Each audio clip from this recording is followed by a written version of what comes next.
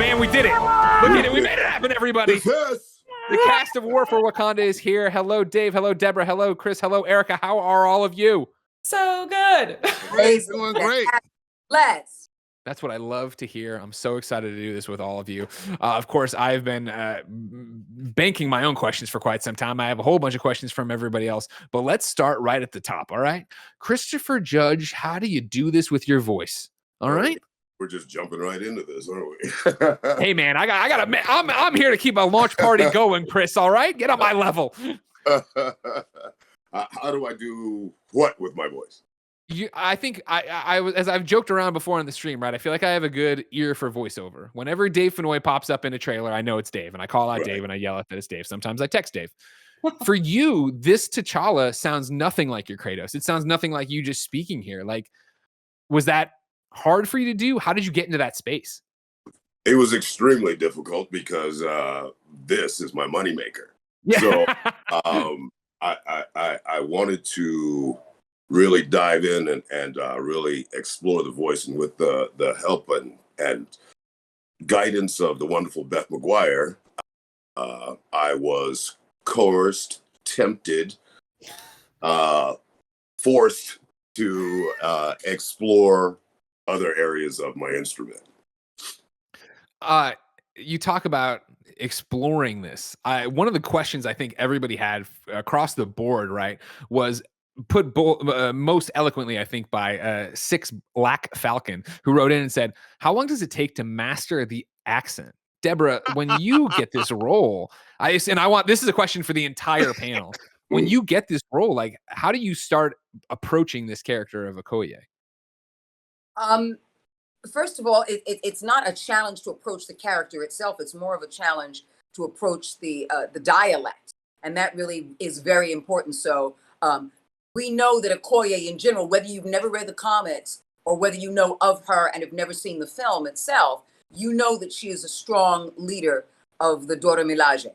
And you know that she is a loyalist, and you know that she would die for her king and for her country. And you know that she's adept intellectually and physically, and she has all of that prowess in there. So coming from that strength, you're strengthening your body, your mind, and everything that you're going to do. To me, that comes first. Once I strengthen up and shore up in my shoulders or back, my diaphragm then becomes more ready for me to be able to take on what I need to do. So when it came to Beth McGuire, even though it was a challenge, I was glad that it was a challenge, because as Okoye, I will hit that challenge, I will meet that challenge, and I will surpass that challenge. And so I really looked forward to Beth continuing to guide me and shape me and mold me, because that's where Okoye's strength comes from. It comes from in taking on these tasks and then surpassing them. I feel like every Monday morning I need to call Debra for a pep talk. Like, I'm ready to take on the world right now. Yeah, you know why? You mean you don't? Then I would be your alter Negro. That's all. I would be your alter Negro.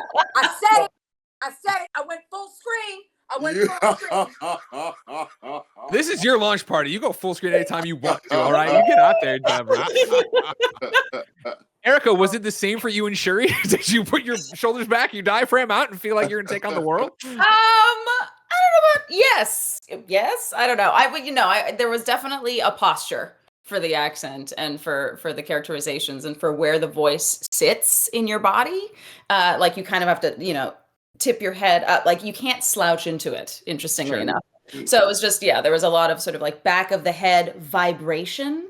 I remember Beth being like, you need to hear it back here, feel it back here, and sort of resonate, which is very different from your natural speaking voice. It was a lot of technical stuff to get into the voice. So, yeah. Dave, what about you? I want to make sure we go full circle with everybody. Like, how did you go?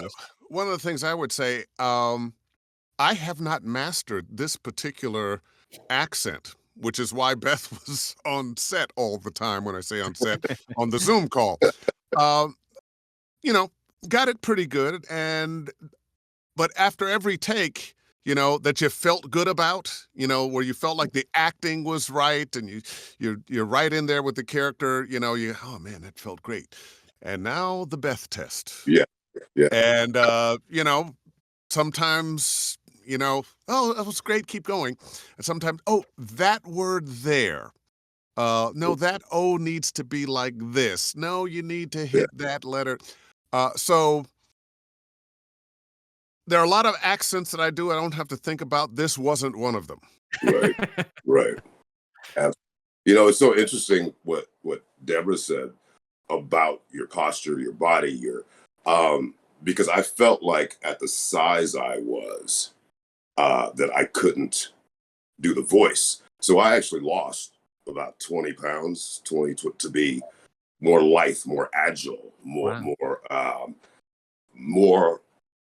as I envisioned T'Challa's physicality to be, because I was having real difficulties when I was kind of more muscular, and I felt heavier, and I felt the only place I could go was to sit in my voice because I was so heavy. And then as soon as I started lightening up weight-wise, okay, as Dave said, it was never easy, but it was more accessible. How long was that process for you, Chris? Like, how long were you? I mean, were you already working on it, and then you're like, you know what? Hold on, I got to drop 20 pounds. You're like, okay. I kind of knew it. My first session with Beth, that I had to be more agile, and so it was my first session. So I actually worked with Beth, I think 4 weeks or 5 weeks before we ever recorded. Yeah. So it was, that's how far I had to go to get there. So, because I kept requesting, I'm not ready. I need more sessions. And so through that, I was just losing weight. Debra, look how surprised you are. Was it worry? Did you just go in, knock it out of the park? I repeat that? So, were you losing weight because you were worried? Was worry weight dropping off? Am I going to get this accent right? Probably 50%, but yes. And then, Debra, what did you say? No, I'm just very fascinated because everybody's journey to get to that space is different. So when you're hearing this journey, it's very fascinating, very fascinating. And it also at the same time, very inspiring, because when you have a powerful instrument and you're willing to shape it in order to fit this other vessel, it's inspiring. It's a masterclass in dedication and devotion and passion to what you do. And that's why you are a consummate professional. And you're everything you do.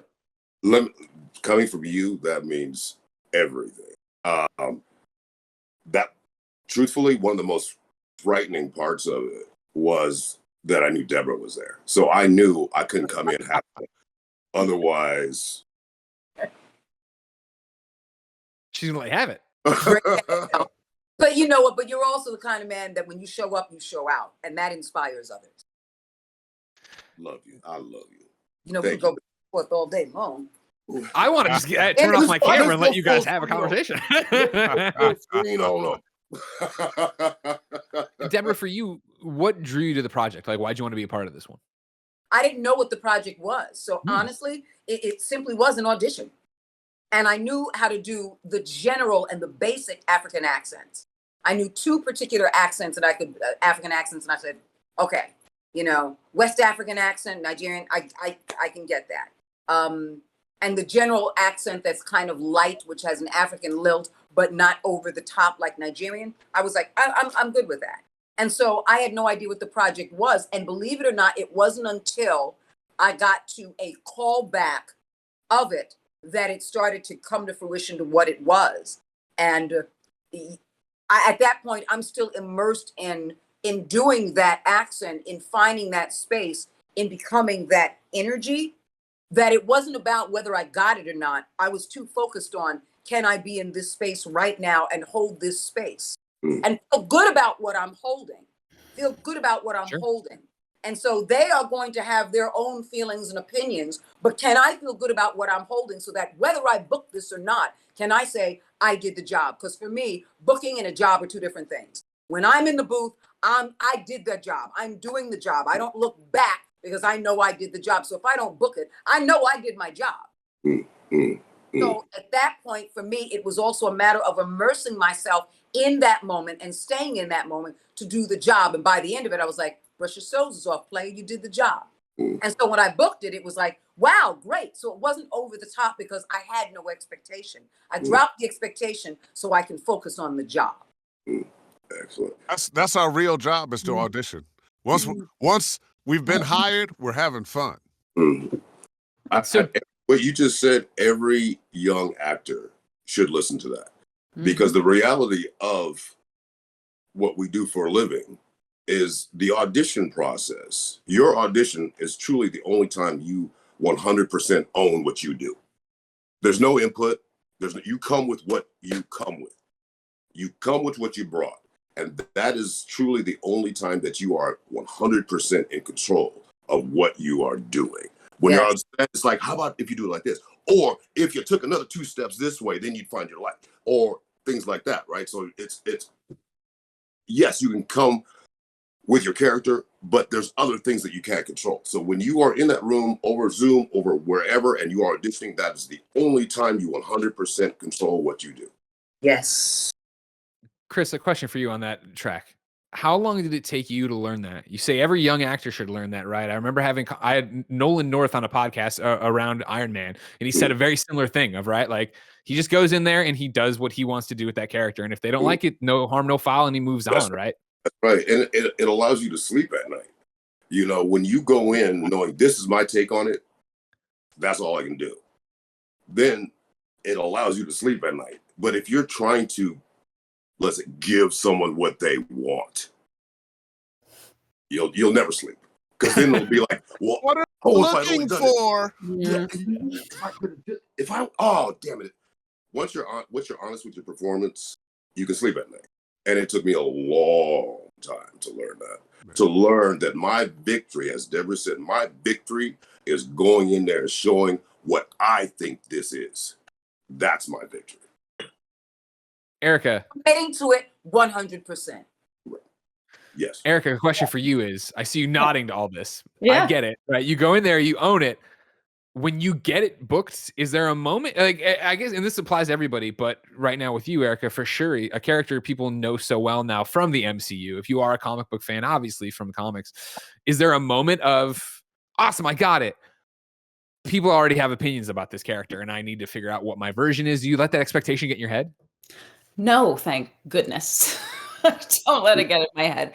I love this stuff. I mean, literally what I've always dreamed of doing is superhero stuff, and I've been able to do it as a voice person thus far. So, I mean, I was just kind of over the moon about it. This was my first time working with a dialect coach. So once they said, and you will be working with a dialect coach, Beth McGuire, wonderful, wonderful human. Then I got nervous. Like, you know, I auditioned with this accent. I thought didn't you like it? I don't know. Oh, shoot. So then, yes, working with Beth, I was like, okay, because obviously, yes, with the audition process, you bring what you have to give. You're in the moment. It's emotional. You're doing the things. And then, yes, on the set or in the booth, then there's the technicality. So what Dave was saying, for instance, about like, oh, there's that one word in a line. So you've given your emotional performance. You're dialed in. You're the character.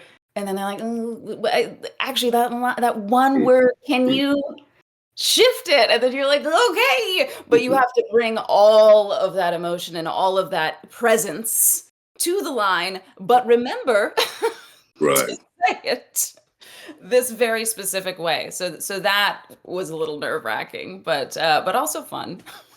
Did it get easier as it went on? Because I feel I totally understand what you're talking about. You're in the moment, you're delivering, and then, okay, cool, you got to get back to that place. Yeah. It did get easier, thank goodness. I mean, it's sort of like also developing a rapport with Beth and having her sort of know how I work, knowing how she works. And so then eventually I feel like I got the accent better, more consistently, so there were less corrections. And when that happens, then my nerves are able to be because it's the more corrections you get, obviously, as a sensitive actor type, you're like, oh, okay, then I'm not doing any of it right. Am I doing, so once you get through like 5 lines and it's like, that was great. Oh, good. Then, okay. Then you can get into the flow and you're not sort of in your head about, what correction might be coming, or let me get this absolute, because in acting, it's not about getting anything perfect. It's about being in a moment, being present, giving yourself to this character in the moment. So, but with an accent, there is a measure of perfection. So and I'm a bit of a perfectionist, unfortunately. So it's hard for me to get out of my head anyway. It's a good thing that doesn't run in your family. Oh yeah, it's a good thing. Oh God. It's terrible. It's terrible. Chris, asking Erica about expectations, was it the same for you? Like, obviously, you've done so many big roles. You've taken, I mean, we talked earlier in the War Table about you being Kratos, right? There's expectations to that. To step into Black Panther in be T'Challa, are there nerves at this point in your career for that kind of thing, or you're just like ready to go and deliver? Well, the thing for me was the negotiation process was quite long, and so the first thing I said was, I'm not going to do a voice match. It has to be whatever I bring to it, and whatever is honest and in the moment for me. I voice matched somebody like 20 years ago, and I felt dirty. I felt I'm not kidding. Not only Oh no, I believe it. this man had a beautiful voice, but for whatever reason, they wanted to go someone who could do a voice like that, but cheaper. And I said, then I quit that job, and I said, I'll never do that again. It's a disservice to me. It's a disservice to this other performer who is scratching and clawing to make his way. So going into it, I said that's what it had to be. The second thing was, it can't be the Avengers come to Wakanda and save Wakanda. Can't be that. Otherwise, I can't do it. It had to be this wonderful story about Wakandans that the Avengers enter into. So that kind of was it for me. So, and it didn't take off the pressure of wanting people to like it, and for it to be great, for me to be able to match my esteemed castmates.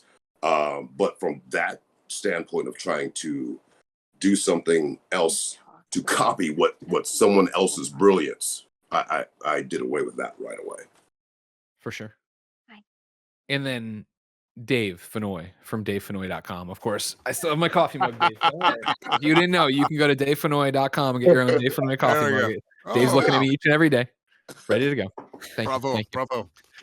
He's well trained, ladies and gentlemen. I still know how to get the plugs in for Dave. Don't worry about it. For you, Dave, like, talk about like coming on this project and finding out about what you were doing, and then the cast surrounding you, right?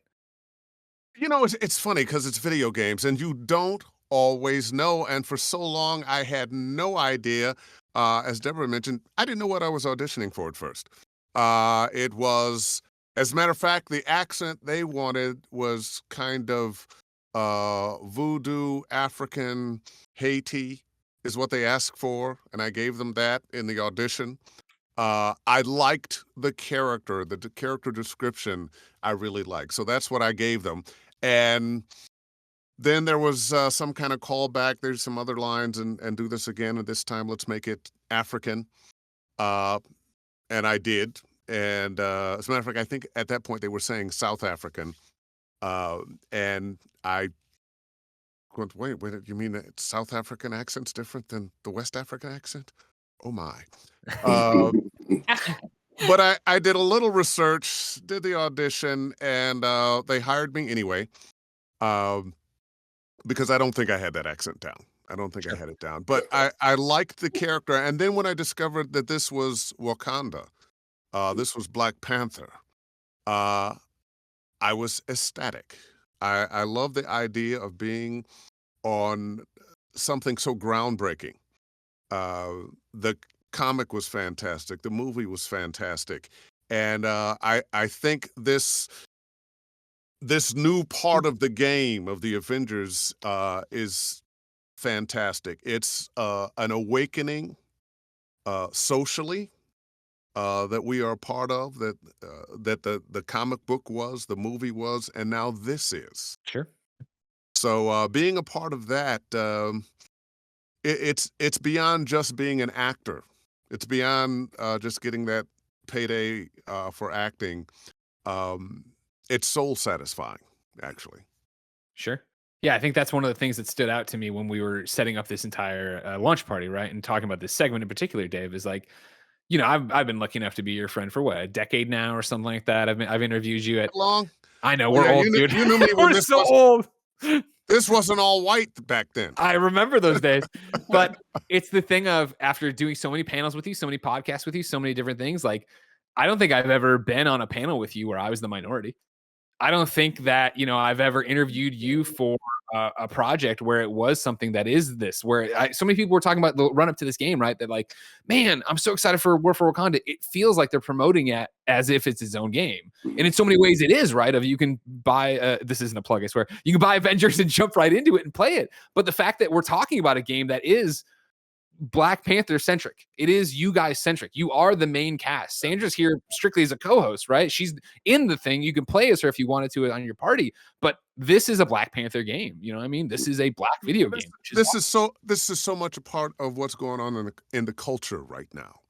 I look at the number of cartoons and that had white actors playing Black characters that are giving up those roles and Black people are being hired. Our stories are being told now in a way that they haven't been told before. If you look at historians, we are, some people knew all along, but the history of Africa did not start with the arrival of Europeans there to steal slaves. The history of Africa goes back thousands and thousands of years. We don't talk about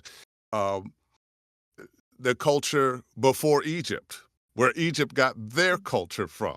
The pyramids south of Egypt, and all, Mansu Musa, there's Nzinga, there's so many great stories of Black Africans in Africa that have nothing to do with slavery. They're the same kinds of stories you might find from China, from Europe, from anywhere else in the world about empires building and dying and heroes and villains. Right. And before Africa was called Africa, when it was called Kush. Exactly. So I know for those of us who are Black, who we don't always talk about that. We live in it. It's in our minds and hearts all the time, but we don't always talk about it. We show, hey, how you doing? Nice to meet you, blah, blah, blah. But this is, as I said before, soul satisfying. This touches a part in us, satisfies a longing in us that some of us didn't even really understand how much we wanted. That's nail on the head. I don't know how many of you socially, I would assume when we were all recording, there was a lot of social unrest at the time. So when I go to record, I just couldn't. I couldn't because I was just so overcome by what we were in the middle of. And some days we would just talk about what was going on in the world, what was going on in America, what should be happening, and how this is affecting all of us. And I really, this being a part of this really kept me on a more even keel than I would have been had I not been doing this. In terms of your performance or like your life? In terms of me as a man. Gotcha. Does that seep into the performance? Earlier Hannah made a reference when we were talking to her that there's a one of the collectibles you can find is a diary entry from you that made her cry and made everybody on the call cry. Like, is that stuff you're bringing in? That every character has you in it. You just got to find where it is. And sometimes it was so accessible because me as a man, I was so emotionally raw that it was hard to be in the right place for certain scenes because emotionally I was much more raw than those scenes called for. I was much more. So you learn to take that and use it, and to be able to use what I was feeling constructively, what was a godsend, I'll tell you. Deborah, did you find that for Okoye too? Like, obviously, you know, Okoye, I always think of as such a hard shell. Obviously, so much love behind that. Obviously, some, you know, fierce warrior behind that as well.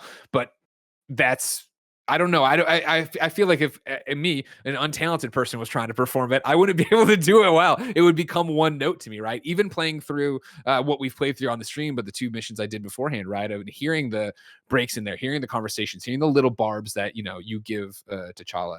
Like, how do you find that performance and bring in what we're all talking about with all this, you know, life stuff happening around it?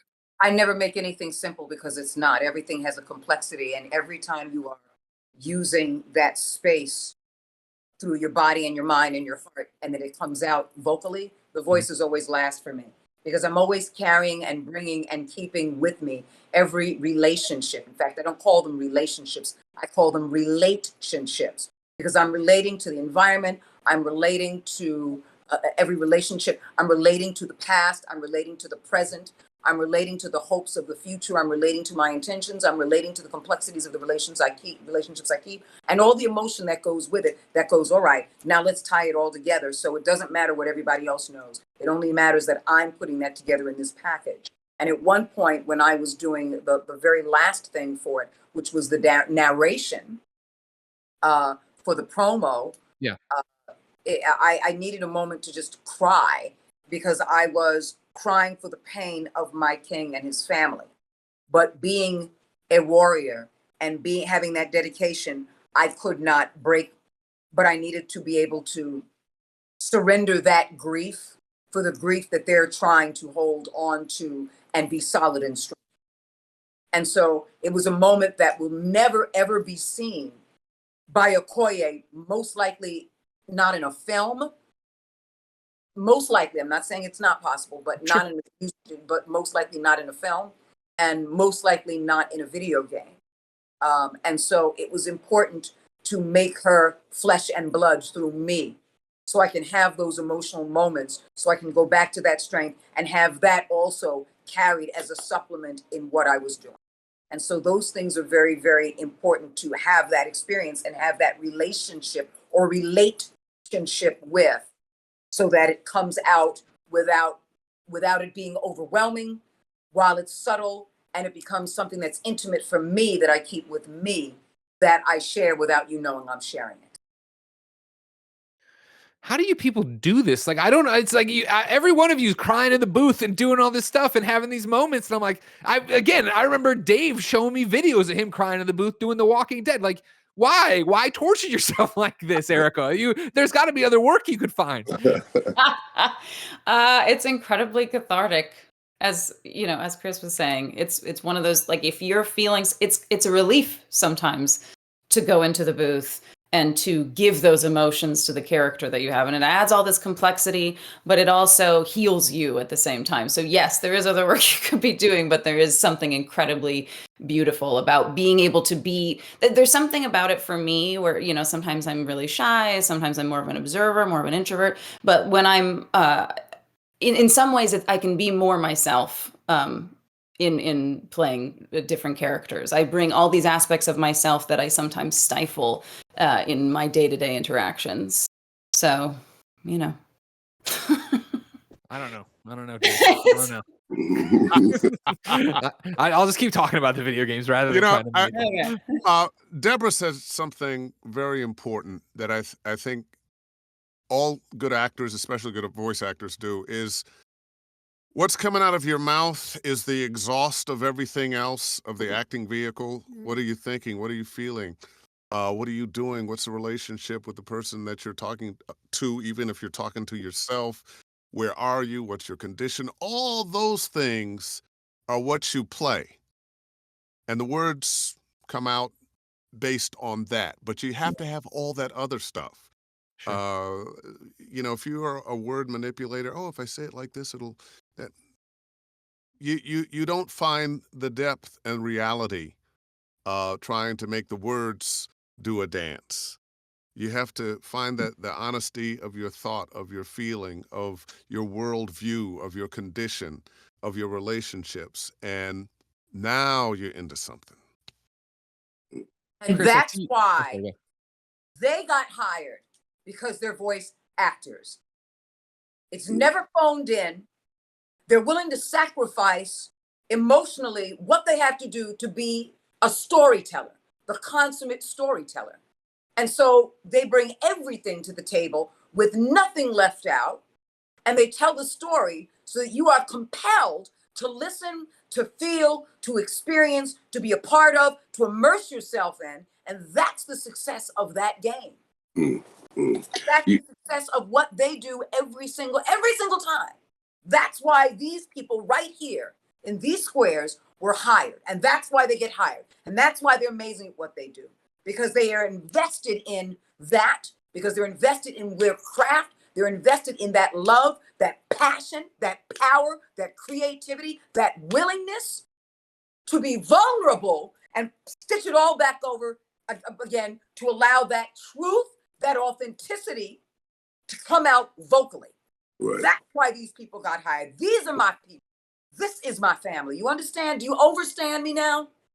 Yes, ma'am. Yes, So ma'am. it's not credible at all. It's very credible.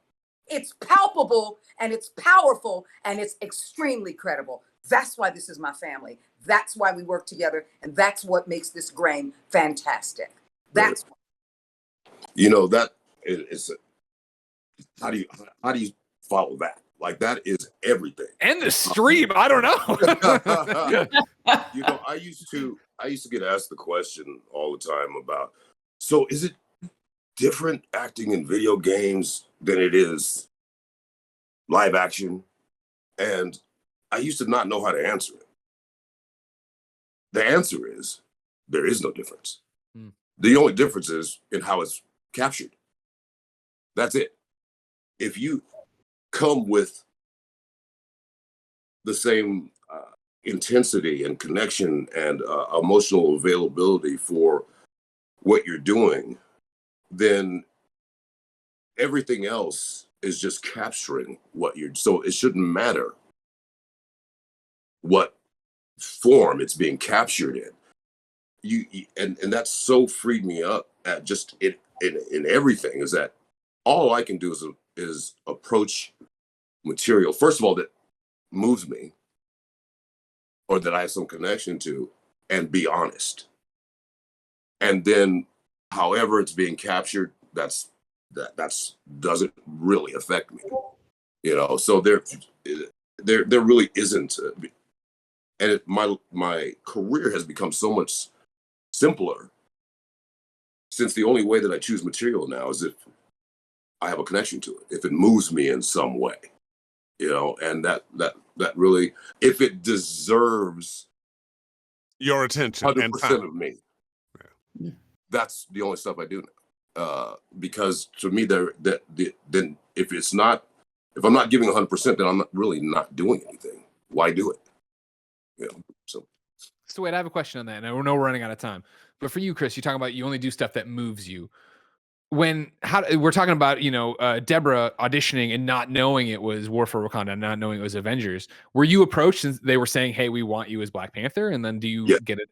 Okay, so then what about this story moved you? Wakanda,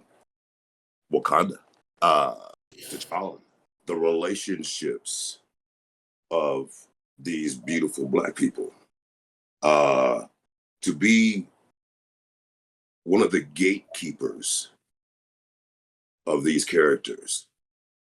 That's what we are. And once I stopped thinking about how it would be perceived or not wanting to do something right after I'd done something else, and realized that I was going to be part of this group, but also we are part of a larger group. We are the gatekeepers of these characters that have been around since 1966.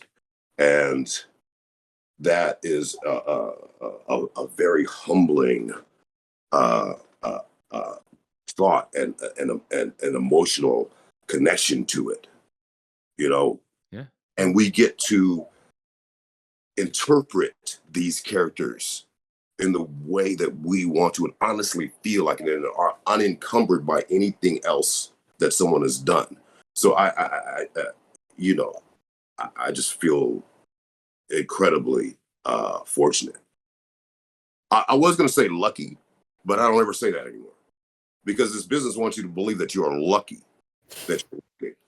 Fuck that. Oh shit. Sorry. I work It's Twitch, it's YouTube. Do whatever you want. You're lucky It's that a launch you work, party. You're lucky that you work so hard to get it. Yeah, you know. Yes, I mean circumstance and yes, but we have all worked our asses off for decades. Yeah. To be good at to be great at what we do. So I don't apologize for it anymore. This wasn't by happenstance that I get to share this screen with these wonderful people.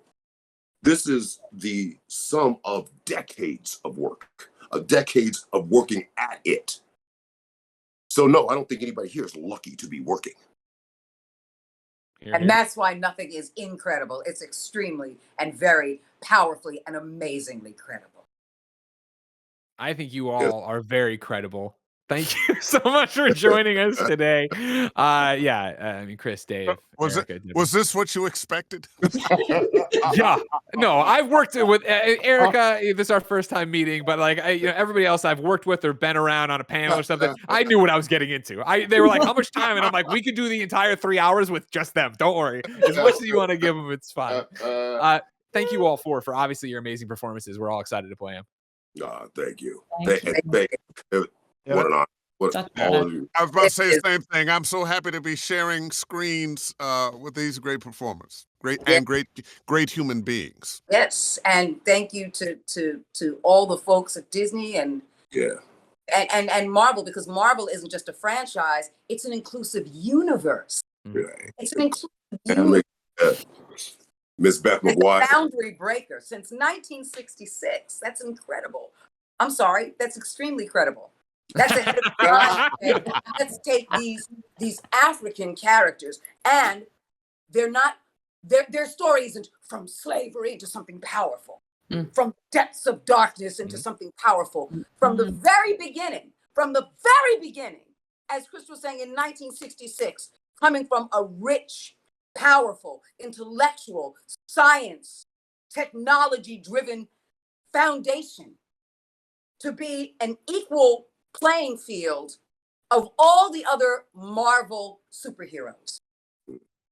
Absolutely. So thank you, Marvel, for the mindset and the progressive mindset from 1966 Yes. to now that we get a chance to wear and have that mantle. What a blessing, what a gift, what an honor, and what a joy. Absolutely. Here. Thank you all for your time. Again, throw them up. Wakanda forever, everybody. You know that.